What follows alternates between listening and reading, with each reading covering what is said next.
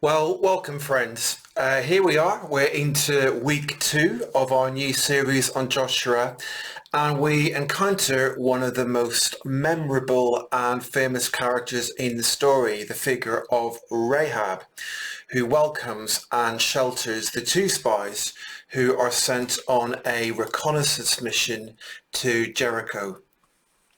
There are lots of ways you can read this passage and lots of different directions I could have gone in as I preached on it.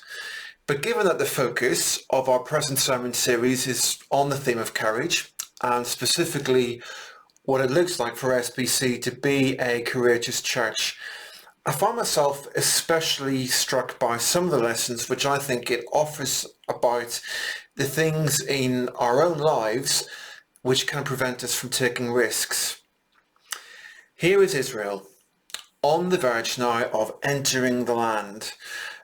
But as we recalled on Sunday, this entry is a delayed one. It's been delayed by about 40 years. That's the length of time the people have been wandering in the wilderness.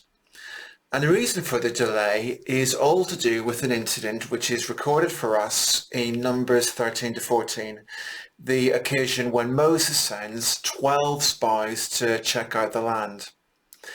And if you know the story, you'll be aware that they bring back a mixed report. It's partly positive.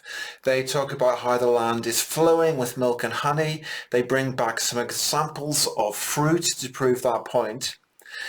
But they also talk about how difficult it's going to be to win the land. They say that the Canaanites are all stacked muscle men, far bigger than us, so big in fact, that the Israelites are like grasshoppers in comparison. That's the report provided by most of the spies. But there are two exceptions.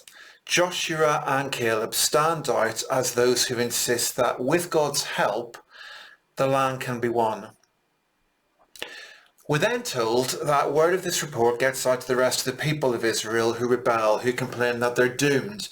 And this turns out to be a moment with terrible consequences.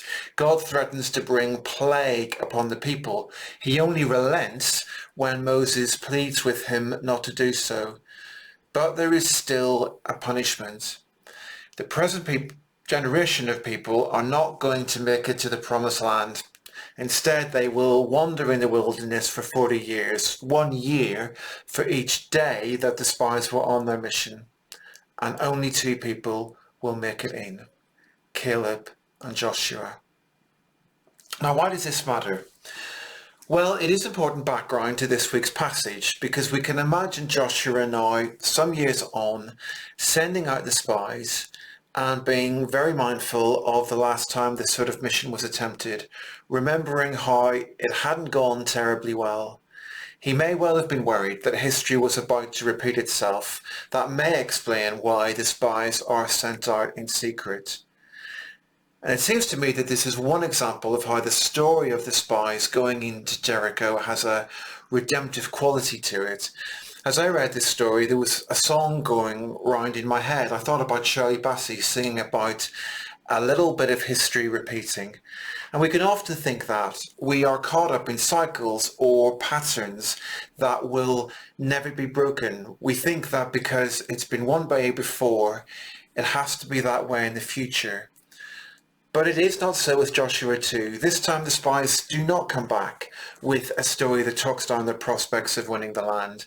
This time the men of Israel who go out from Shittim are not seduced and led astray, as happened in another earlier incident recorded for us in Numbers 25. So there's one lesson we can take from Joshua 2, one way it speaks to us and speaks into the fears we have that can become barriers within our lives, things that might hold us back from taking the steps God is asking us to take, because we are once bitten, twice shy. We are concerned that what happened in the past might play itself out again. And we also reflected on how there may be people as well who we are wary of working with. People we've already made up our mind about because we have ideas about who God can or cannot work through. And perhaps because of those preconceptions, we close ourselves off to new possibilities, ways in which he might achieve his purposes. My guess is that very few of the people of Israel could have imagined God working through the likes of Rahab, a Canaanite prostitute. But that's what he does. She actually turns out to be the real hero of this story. The most emphatic statements of faith found in this chapter are the ones on Rahab's lips. I know that the Lord has given you this land. The Lord your God is God in heaven above and on the earth below. And then finally we reflected on how it's helpful to read Joshua 2 within the wider context of the story of redemption which has begun in Genesis, God's calling, starting with Abraham, of a people through whom all nations on earth will be blessed. His liberation of that people out of slavery in Egypt, his making a covenant with them, his gift to them of the land. It's not always easy to see this big picture, especially when we are in the midst of some difficulty or when we feel almost overwhelmed by the immediate challenges of what's in front of us. But Joshua 2 encourages us to see a bigger picture, to see how the challenges and hurdles we face are often only best understood when we look back in the fullness of time and can then see the true significance of what was happening and understand how God was at work in ways we just couldn't comprehend at the time. So that's a recap. And let's take time now to discuss this passage and to ask the 3 questions we'll be using each time we think about a text from Joshua. What, so what, and what now? So let's come to that first question of what. What are the key things which you've learned as you've read this passage? One of my suggestions on Sunday was that often we are anxious and fearful, worried about how things might go wrong, often with our fears shaped by things that have been difficult in the past. And you might want to talk about whether you agree with that assessment and how Joshua 2 changes your perspective on it. And again, as you talk about this, try to keep in mind the idea of being a courageous church. Take some time to consider how this passage changes your understanding of what it means for us to be courageous. So why don't you hit the pause button and take some time to consider this now. And now we come to our second question. So what? What difference does this make to us as we seek to live for God in Selsdon in 2022? And as you consider this, let me offer you one further suggestion for an aspect of this passage you might want to reflect upon. If you go to the end of Proverbs, part of the wisdom books of the Old Testament, you will find that Proverbs 31, the whole book actually, finishes with the description of the wife of noble character, an outline of the various qualities to be admired in a Jewish woman. And amongst the many statements made about such a figure, I am struck by 2. That she selects wool and flax and works with eager hands, and also that when it snows, she has no fear for her household, for all of them are clothed in scarlet. Now here's a thought. Do those references remind you of anyone? Someone who works with flax, who might have a roof on her house with lots of flax on it, useful for hiding spies who swing by. Someone who put a scarlet cord outside her window to signify to Israelite or invaders that her home and her Canaanite family needed to be protected. Could it be that the writer of Proverbs is talking about the finest qualities of a good Jewish woman, and they have at the back of their mind a prostitute from Jericho called Rahab? It's an intriguing thought, but it's another reminder of a remarkable aspect of this story that I mentioned earlier, how the true hero is this outsider figure, this Canaanite woman who displays streetwise smarts and spiritual perception. And many people may have looked at her and not had her down as a likely candidate for who God could work through. And it's a reflection of how we ourselves might often have preconceptions about who God can use. So you might want to take time to talk about this. Is there an example of someone you've known in your life and God has used them in ways you never imagined to bless you or a church to fulfill his purposes?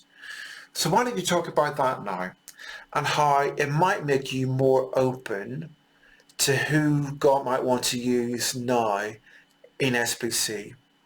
Let's take a moment and we'll hit the pause button and we'll have that conversation.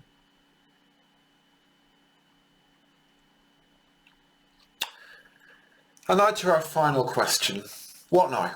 What are we going to do differently in light of what we've learned from Joshua 2?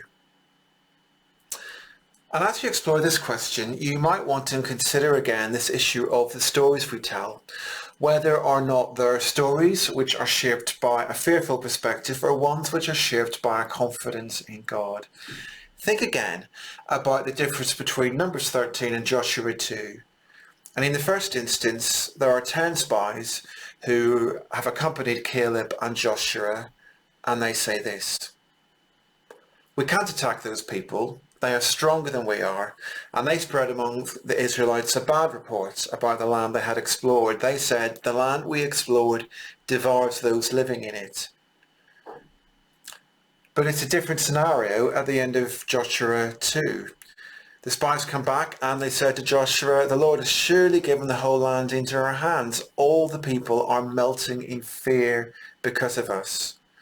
I wonder what difference it would make to SPC if the voices we listened to most were ones that spoke of confidence in God and what he can do. Maybe you could be that voice. And so why don't you take some time to discuss that now? Well, friends, I do hope and pray it's been a good time of conversation for you. And as your time together comes to an end, let me pray a blessing on you, that in whatever the week holds, you would know God to be the one who has a good future for you, a better future than the past, a future that doesn't need to be defined by previous failures. I pray that God would surprise you as he speaks to you through unexpected voices and new friends.